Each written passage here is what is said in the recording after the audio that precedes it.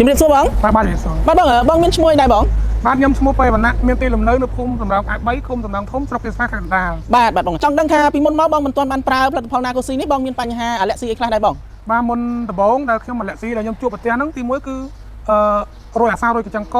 ស្វាំងភ្នែកឡើងក្រហមព្រមទាំងរមាស់ក្នុងរន្ធច្រមុះបាទមានធ្វើទុកអីផ្សេងទៀតទេបងយើងហូបអីទៅតិចអីបានអត់ឬក៏យើងគេងជាមួយសិនតិចកង្ហាលអីបានអត់ចឹងហ៎បងមានគ្រូពើដែលមិនទាន់ប្រើហ្នឹងយើងនៅត្រូវកង្ហាលហើយនឹងម៉ាស៊ីនតិចត្រូវអត់បានទេពើត្រូវធ្វើទុកខ្លាំងបាទជុះហូបរបស់តិចឬក៏ដូចថាសាច់ខ្លាយអីយើងហូបអីបានទេចឹងបងសម្រាប់ការហូបហ្នឹងគឺតកកគឺហូបអត់បានទី1ទី2នឹងពពួកពងទាអាហ្នឹងហូបអត់បានទេបាទបងហើយជំងឺបងហ្នឹងឈឺយូរនៅបងប្រហែលឆ្នាំហើយបងសម្រាប់ជំងឺនេះបើខ្ញុំតាមតែខ្ញុំដឹងខ្លួនហ្នឹងវាធ្វើទុកយូរហើយប៉ុន្តែអាការៈហ្នឹងវាអត់ទាន់ធ្ងន់ធ្ងរទេតែវាទៅមួយរយៈចុងក្រោយហ្នឹងគឺធ្វើទុកខ្លាំងបាទបងប្រើប្រហែលថ្ងៃទៅបងដឹងពីប្រសិទ្ធភាពបងប្រើផលិតផល Nacosi ហ្នឹងណាអស់15ថ្ងៃអូប្រើអស់15គ្រាប់15ថ្ងៃបងដឹងពីប្រសិទ្ធភាពហ៎បងបាទហើយបងបច្ចុប្បន្នហ្នឹងបងប្រើអស់ប្រហែលកំប៉ុងហើយបងបច្ចុប្បន្នហ្នឹងខ្ញុំប្រើអស់5កំប៉ុងហើយអូ5កំប៉ុងហើយអញ្ចឹងបងជួយបញ្ជាក់បងអស់5កំប៉ុងហ្នឹងបងជាទៅលើអីខ្លះដែរបងជួយរៀបរាប់បន្ថែមណាបងប្រើអស់រយៈពេល5កំប៉ុងម្ដងថ្ងៃនេះគឺអាការៈលាក់ស៊ីរបស់ខ្ញុំគឺបានធូរច្រើនទី1ទៅលើរោយកបាត់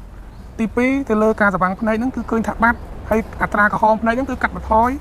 ហើយនឹងនៅសល់กระដាស់អីតិចតួចនៅពេលដែលយើងអាកាសធាតុចូលត្រជាក់អីទេបាទជួយបងថារមាស់ចំមាស់អីបាត់អស់ហើយចឹងបងរមាស់ចំមាស់ហ្នឹងចាត់ទុកថាបាត់ហើយព្រោះម្ដងថ្ងៃនេះអត់ដើរធ្វើទុកផងបាទបងមានរមាស់ភ្នែករមាស់ត្រជាក់អីដែរហើយឈឺក្បាលអីជាប្រចាំទេបងឥឡូវអត់អីទាំងអស់ប៉ុន្តែនៅរមាស់ត្រជាក់ម្ដងមកកាលបាទអញ្ចឹងមានន័យថាបងជាអស់ហើយបងប្រើអស់5កំប៉ុងហ្នឹងជាបានច្រើនបងបាទបងហើយអញ្ចឹងបងជាចុងក្រោយបងមានពាក្យពេចន៍អីផ្ដាំទៅពុកម៉ែបងប្អូនយើងឲ្យមកប្រើផលិតផល Nacosi ឲ្យបានធូរដូចបងដែរអញ្ចឹងហ៎បងសម្រាប់បងប្អូនប្រជាពលរដ្ឋដែល